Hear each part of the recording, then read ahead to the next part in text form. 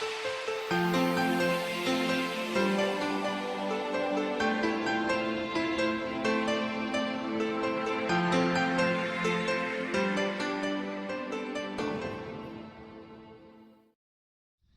everyone, and welcome to another episode of Notes from My Crib. I'm Romanyuk, your child and family sleep consultant, and these videos are actually put together for you to answer your most pressing parental questions about your baby and their sleep.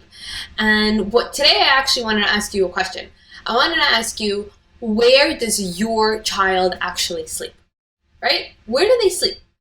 Do they sleep outside? Do they sleep outside in a stroller? Do they sleep, at home in a swing, in a pack and play? Do they sleep in a crib? Do they start off in a crib and then end up in your bed? Like, what happens? Where do they actually sleep?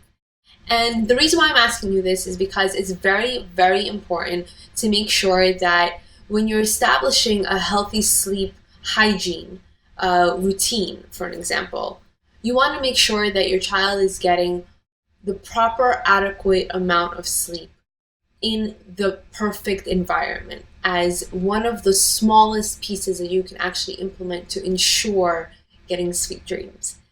And what that really is making sure that one, you're picking one place that they actually are going to be sleeping for naps and for bedtime.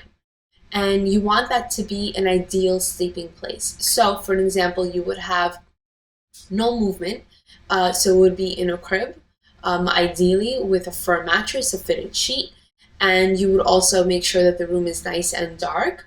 Like a scale from 1 to 10, roughly like an 8.5, 8. You don't want it to be like so pitch black, like cave black, like you can't like see your hand like that, because you want it to be nice and dark in the room, and if there's any light that is entering into the room, it automatically suppresses your sleeping hormone, which is melatonin, and it elevates your cortisol. And you don't want to do that. You don't want to suppress anything that actually helps you fall asleep and to stay asleep beautifully.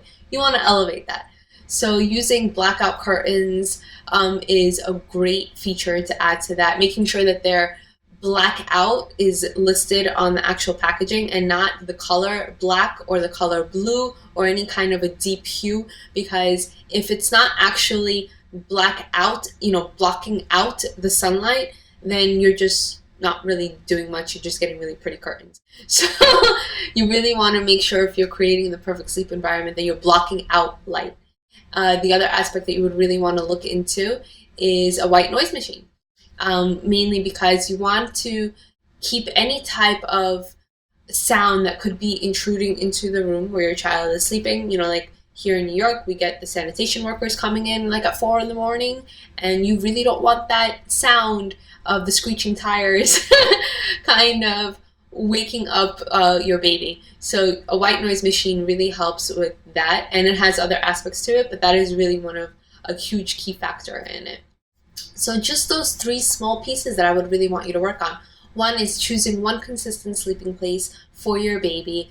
2 is making sure that the environment is healthy and conducive to sleep by incorporating, making sure that there's darkness, that there's white noise. Also, the temperature should be ideally anywhere between 68 to 72 degrees, so the baby is nice and comfortable, and that you're putting them to bed with nothing in their crib besides a firm mattress and a fitted sheet and themselves, and just giving them sweet dreams.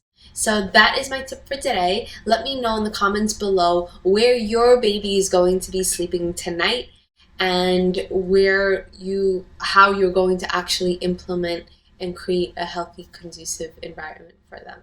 Talk to you soon, guys. Love you. Bye.